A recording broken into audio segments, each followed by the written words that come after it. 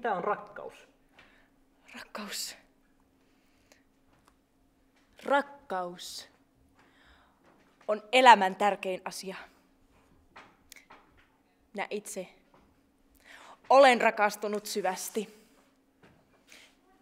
Se oli synkkä ja myrskyinen yö. Minä istuin siinä ikkunalaudalla ja katselin ulos ikkunasta, kun tumma poika juoksi pellolla hevosensa perässä. Se oli hienoa, hienoa. Se oli ihana hetki. Lähdin ulos siitä sitten ja tapasin tämän könsikkään ja veljet, se oli